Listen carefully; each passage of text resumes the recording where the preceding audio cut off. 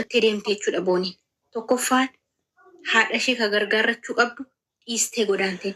Lammaffaa ofii ishee umurii waggaa 24 reef seenaa jirti jechuudha. Waggaa 23dha. Waggaa 24ffaatti jechuudha.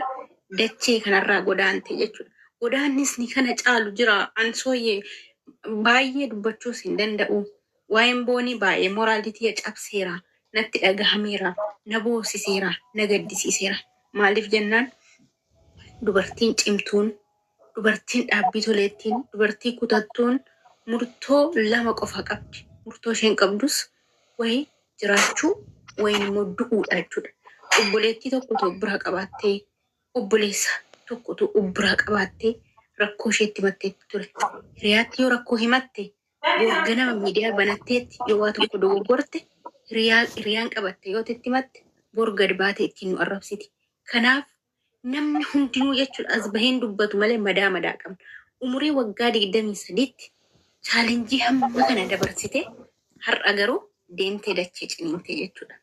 Har'a garuu harmee ishee miskiina itti cabdee gadameessi ishee dhiigeenii tattaafattee ishiitii nyaachifachuu jammaru, ishiitii itti uffifachuu jammaru jalaa cittee jechuudha jechuutti.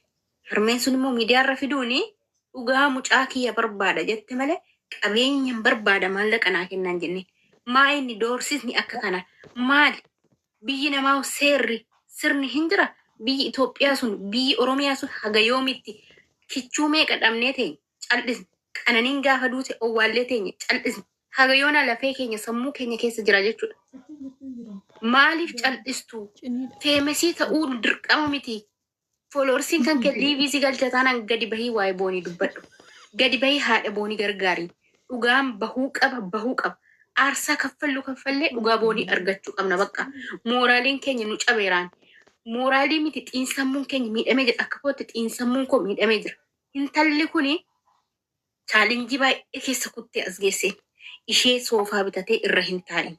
Ishee siree bitattee cinaachi ishee irratti aaran galfatiin. Ilmoo garaa keessa qabdee dhamaa jira. Ilmoo ishii waliin lubbuu nama lamaan nu jalaa deemte jechuudha. Dirqama nun obbolaa ta'uuf gadameessa tokko keessa bahuu hin qabdu. Afaan tokko dubbachaa jirra. Nu hundi keenya waliif obbolaadha. Walaa amantii, walaa kutaa, walaa gandaa miti. Nuti tokkodha. Har'allee borullee hadaraa rabbii kan isinitti himadhu, kan isin kadhadhu waa'ee boonii kana. Irratti haa cichinu, irratti haa dubbannu. Warroonni ijoollee keenya doorsisaa jiran bilbila haasaan ture sooyiiko. Ijoolleen keenyi waan isaan doorsifan dhugaa dubbachuun, dhugaa himuun sirnaa fi seera biyya sana cabsuu yoo ta'e rakkoon qabnu hundi keenya deemnee wareegamuudha biyya sanatti. Isinii galee miti? Maaliif namni dhugaa dubbatu maaliif doorsifama? Maaliif namni dhugaa barbaadu maaliif jibbamaan? Meemessi qaama seeraa ta'e erga ofiisaa seera qoratee as nuu hin baasne ijoollee haadha gargaaruuf tattaafattu maaliif bilbilanii doorsisu? Gaafa Haacaaluun du'e lubbuu nama meeqaatu isa jalatti bahe? Irraanfatamee waggaan dungoo qabsiisuu taate. Har'a garuu kichittiin karaatti citte kuni waan taanu taana malee dhugaa boonii bahuu qaba. Waan barbaade haa ta'u lubbuun biraa irratti wareegamna. Akka kana umurii ishee waggaa 23 chaalenjii garaagaraa dabarsite abbaa malee guddatte haati ishee jechuudha.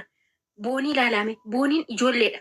Haatis immoo rakkinaa fi hiyyummaatu caccabse isinii galee rakkinni nama caccabsaa baay'ee. Isinii galee innaa mucaan kun haa dabarsite irratti dhaara galfadha ishee jetee nyaata afaan kaawwachuu jammaru afaanii dhooftanii buustanii jechuudha. Lakkaa dhugaa hunduma ukkaamsitanii yeroo nuti dhugaa dubbannuun keessaan tekstiin naa barraa jiru anafa. Hamzaa biratti argina ingaltaa achi hafta miti maarree miti maal beektu waa'ee kana miidiyaatti ol baatanii dubbattu. Maali? Ogalle biyya abbaa keenyaati biyya keessa qofaa miti jechuudha. Dhugaadha nama meeqas immoo awwaaltanii balleessitanii. Kanaafi adaraa sooyeekoo ganamas galgalasii irratti hojjenne dhugaan boonii kun nu bahuu qaba. Dabbeen keenya cabeera dhugaa waaqayyoon sitti himaa. Wallaahi ani bilbila isaanii wajjin adabadhu shiroo kee gurgureedhe naasaa. Argite? Namni shiroo gurguru baay'ee nama ogummaa qabu nama harkisaa cimamii ta'e malee dubartiin zafzaafaan ol kaatee shiroo gurguruu hin dandeessu baay'ee.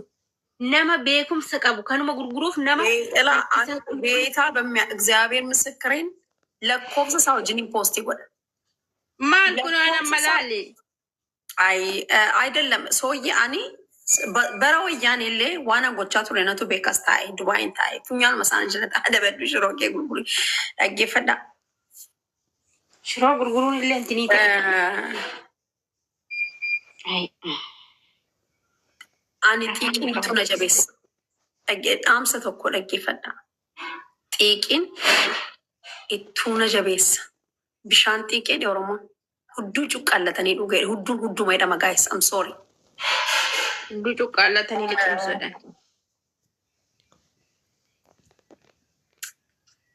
beektu onnee keenyas beektu eenyummaa keenyas beektu dubartiin waan nuti dhiiraa gadi tokkitti ila akkastiin doorsisaa jirtu taanaani akka gandatti galagashina dhugaa waaqayyoon isiniin jira seriously bilbili kan eenyu akka ta'e maal akka ta'e maqaa eenyutiin akka ba'e salphaadha jechaadha. Ani shiroo gaafan gurguru gibira mootummaa kafalee ijoollee koo guddisaa waan an danda'e irrammoo saba koo gargaaraan afaan warroonni dandeessan immoo waan dandeessaniin bira dhaabbachuun kan mataa keessaniiti. Nama baay'eetu du'ee akka agalgilii beektu agalgilii keessa waan keessa jiruun beektan yoo bantanii ilaaltan malee keessi keenya ukkaamamee du'e akkatti dubbannu dhabne ijoolleen dhiira akkasumaan dubbatan agartanii gaafa mucaan dubbatu miyuutiin irratti qabama siifachiin ani koo maan hidhe mataan na dhukkubi bar idaa hundumtu lubbuuf sodaate dhugaa isaaniidha ana saggaatiin jiruufan akkas taasa'e achisutuun ta'e nanaasaa maala fasiilaa Adin qabdinarra diraamaa kee baay'ee nama gaddisiisa. Kanaaf qaamni nageenyaa adaraa wanta kana jala bu'aatii inspektar nama jedhee of waamu kanaa akka mucaan odeeffannoo nuu kennetti gaafadhaa maaltu ta'e odeeffannoo kana qulqulleeffadha.